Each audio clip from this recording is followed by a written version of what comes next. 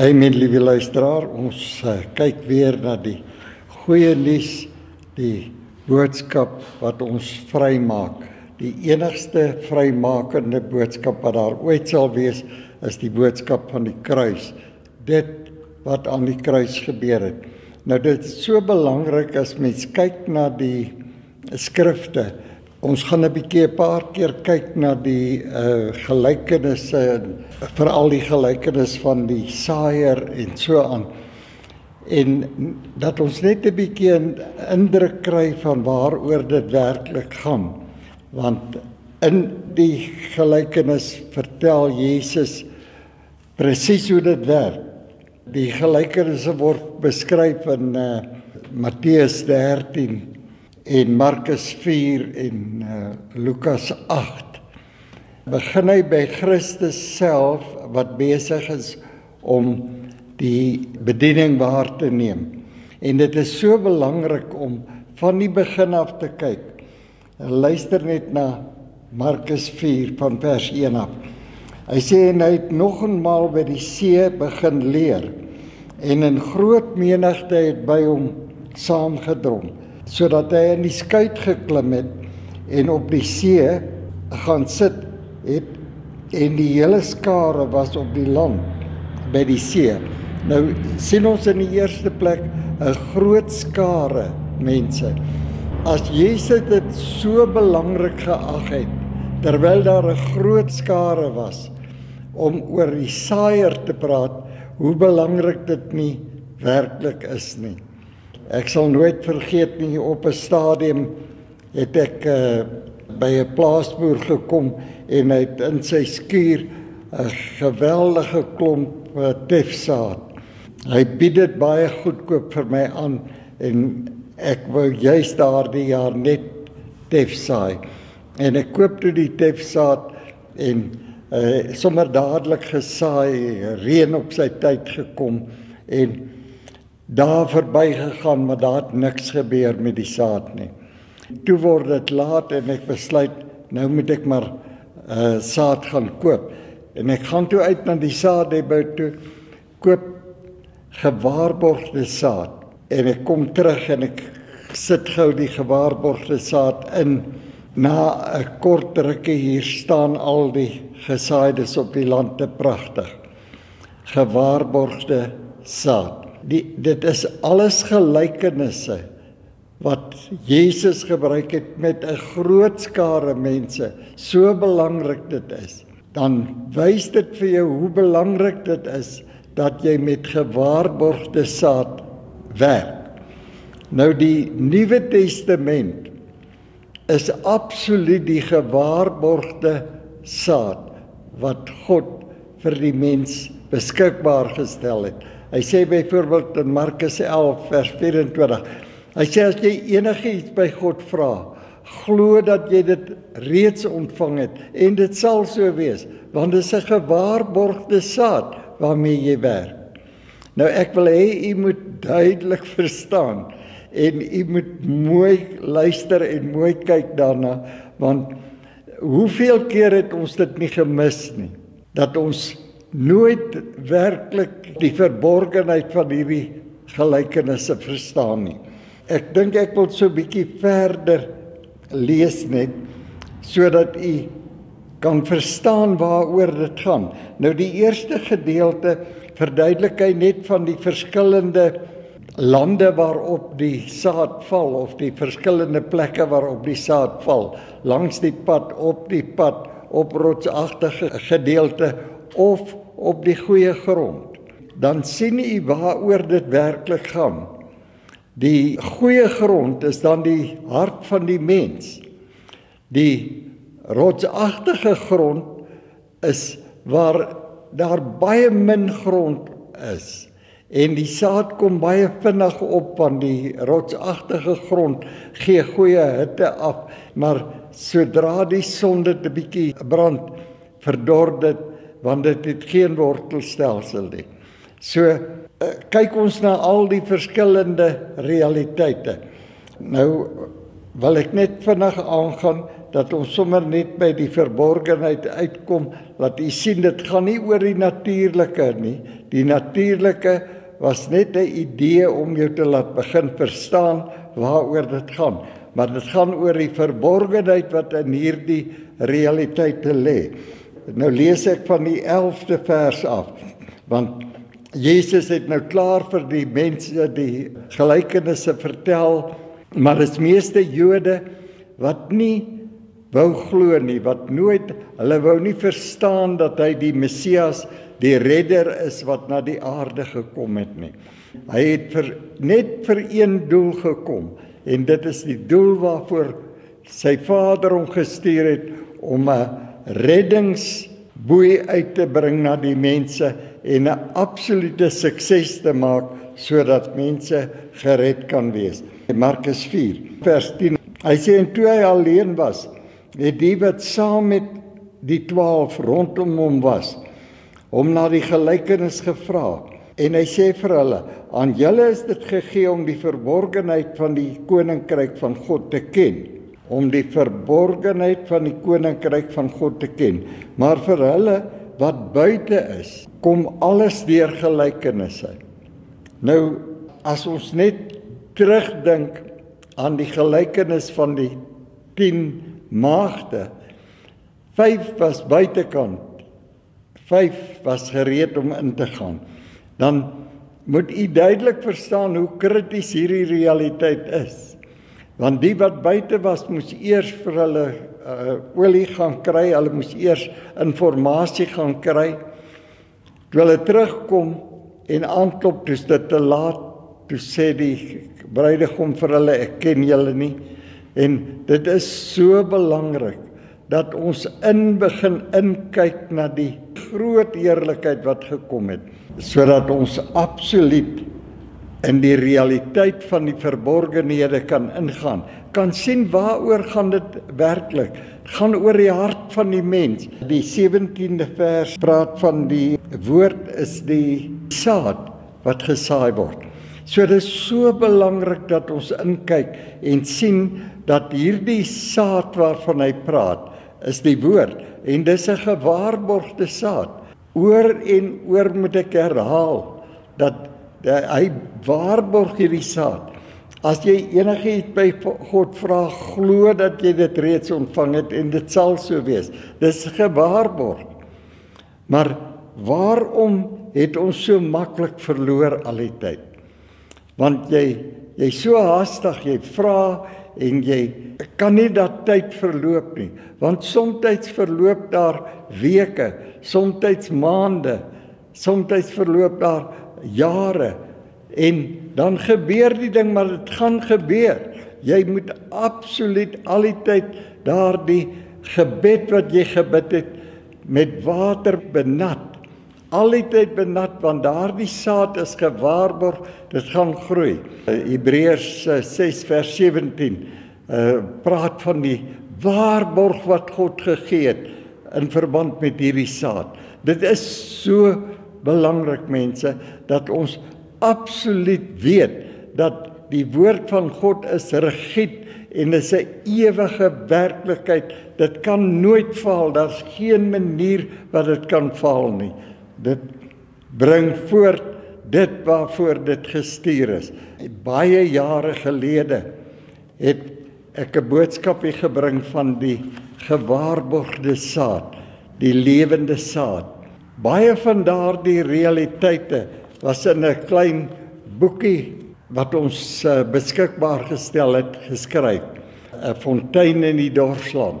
Ek dink terug aan 'n persoon 8 jaar gelede wat hierdie boodskap gehoor het en dadelik werk gemaak het daarvan, begin inkyk het. En ek het hom nog nooit ontmoet nie, maar hy bel gereeld en hy is so entoesiasties, en dis nie net een nie, baie ander ook, op verskillende stadiums die boodskap gehoor.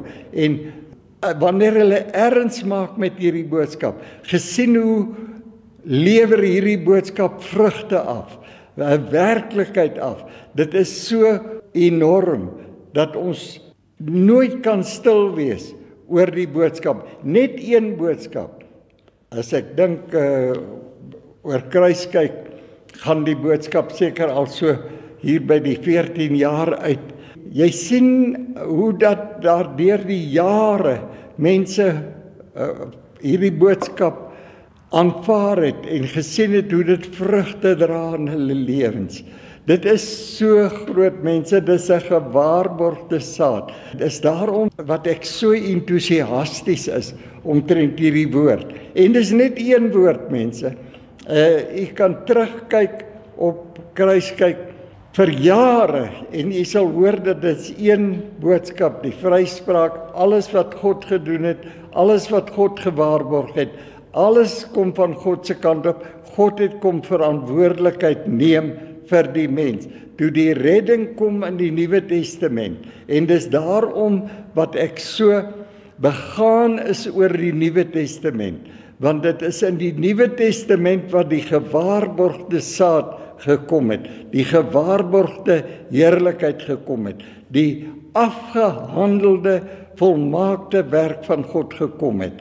Toe hierdie saad wat God gestuur het aarde toe, wat Jesus Christus was, toe hy begin vrugte dra, hy moes eers sterf en begrawe word, net soos 'n saad, en na sy opstanding, toe begin hy vrugte dra. Dit is so belangrik, mense, om te sien dat na Christus se opstanding was die hele verantwoordelikheid van die mense redding op God gewees. Dit is absoluut so rigied wat ons dan moet kyk, dat dit is nie die mense poging nie, want bekering was net tot op Johannes die Doper. Die wet en die profete was net tot op Johannes die Doper. Van toe af word die blye boodskap verkondig. Die realiteit van die Nuwe Testament is dramaties verskillend van dit in die Ou Testament. Ou Testament moes die mens verantwoordelikheid neem. Nuwe Testament het hierdie groot God kom verantwoordelikheid neem vir die mens. En alles wat hy gedoen het, alles wat God ooit vir die mens gebring het, was sy eie inisiatief, was sy eie werksverrigting, was sy eie gawes aan die mens, en dit is so belangrik dat ons daarna sal kyk en absoluut sal weet dat hierdie realiteit het gekom om mense te red, vry te maak, want dit is die werksverrigting van die ewige skepper van die univers. Dit is so belangrik om te weet en te begin sien met wie u deel, dat dit is die ewige God met wie ons deel, en dit is sy woord wat gekom het om ons vry te maak. As jy net dink aan die baie skriffies wat u al die tyd hoor oor die vryspraak, verskillende mense wat die vryspraak bring, en jy hoor weer Galasiërs 5 vers 1, broeders, staan nou in die vryheid waarmee Christus julle vrygemaak het. Moenie weer self begin jou vryheid bewerk nie. Dit kan nooit werk nie. Bekering was 'n boodskap van die Ou Testament. Om dit duidelik te verstaan, kan jy miskien gaan na Handelinge 13 toe, en dan sal jy verstaan dat dit was die boodskap van die Ou Testament. In die Nuwe Testament het God alles vir die mens, selfs bekering vir die mens geskenk, sodat die mens absoluut kan vry wees. Skrifgie wat ek nou net aangehaal het, Galasiërs 5 vers 1, staan dan nou in die vryheid waarmee Christus julle vrygemaak het. Dit is hierdie saad wat gesaai word. Voordat die saad gesaai word, weet hy dis gewaarborgde saad. Dis hierdie groot God van die hemel wat kom saai het. Dis die 14de vers, luister net wat sê hy. Hy sê die saaier saai die woord. Die saaier saai die woord. Hierdie woord is dit wat gewaarborg is, wat gaan voortbring. Hy in jou hart gesaai, dis alles afgehandelde realiteite, mense. Ons gebede was in 'n toestand. Ons sal een keer net oor die gebed praat. Bid nog al die tyd verkeerd. Mense bid so verkeerd. Dis net nie waar. En dan sien hulle gebede word nie beantwoord nie, want hulle bid verkeerd. Gebed is 'n afgehandelde saak. Aan die kruis het God jou alles geskenk wat tot die lewe en godsaligheid lei. Dit is dit wat jy dan moet aanvaar en jy moet absoluut regeer in hierdie lewe deur die een Jesus Christus, want jy werk nou met 'n lewende saad en die lewende saad het gekom sodat jy sukses kan behaal in hierdie lewe. Nou luister net as hy hierdie realiteit verduidelik van die 11de vers af. Hy sê vir hulle, aan julle is dit gegee om die verborgenheid van die koninkryk van God te ken, maar vir hulle wat buite is, kom alles deur gelykenisse. Hulle bly net in die natuurlike realm. Hulle sal nooit verstaan nie. En dis daarom wat jy maar die gelykenisse vertel met die hoop dat hulle sal eendag verstaan. Luister na die 12de vers. Sodat julle kan kyk en nie sien nie, en hoor en nie verstaan nie. Dis die natuurlike gelykenisse. Daar's niks in nie, daar's nie lewe in nie. Dat hulle nie miskien bekeer en hulle sondes hulle vergewe word nie. Jy sien nog Ou Testament. En hierdie is nou in Markus, wat in ons Nuwe Testament is, maar dis Ou Testament, dis nie Nuwe Testament. Nuwe Testament begin net na die dood en opstanding van Jesus Christus. Toe het die vergifnis plaasgevind. Jy vra nie meer vir vergifnis nie. Jy aanvaar nou vergifnis. In die Nuwe Testament is daar geen gebed waar jy enige iets van God kan vra nie. Jy kan alles aanvaar deur die gebed en al die tyd in 'n dankgebed, dank vir dit wat reeds gebeur het, dit wat jy na verlang. Aanvaar jy en jy kan weet dit sal gebeur want dit het plaasgevind aan die kruis van Golgotha. So dis baie belangrik mense dat ons hierdie basiese kennis onder die knie sal kry en gou-gou sal begin verstaan hoe dat die realiteite wat vrugte afwerp absoluut vir ons beskryf is. Maar ons moet daarby bly. Ons moet nou in die Nuwe Testament floreer, nie meer na die Ou Testament, want ons weet dat 2 Korintiërs 3 vers 14 sê, as jy weer die Ou Testament lees, sal daar 'n sluier oor jou verstand wees, en jy sal nie verstaan nie. Die Nuwe Testament is 'n afgehandelde werk, dis 'n gewaarborgde antwoord wat God reeds beskikbaar gestel het vir jou. 'n Afgehandelde realiteit wat beskikbaar is. Maak nie saak wat dit is nie. Is dit finansiëel? Hy het voorsien. Is dit genesing? Hy het voorsien. Is dit vergifnis? Hy het voorsien. Is dit heiligmaking, redding? Hy het voorsien. Dit is daar, jy moet dit net aanvaar sodat jy dit kan ervaar. So dis so belangrik om hierdie realiteite van die saaier te verstaan. En die 14de vers, ek herhaal hom weer, sê, die saaier saai die woord. Hierdie woord is gewaarborg om vrugte te dra. Maar die realiteit lê by ons. Sonder geloof onmoontlik om enige iets van God te verwag. Want elkeen wat na hom toe kom, moet glo dat hy is en 'n beloner is vir die wat na hom toe kom. Hy is nie 'n mens dat hy kan lieg nie, mense. Hy bring vir jou 'n ewige werklikheid.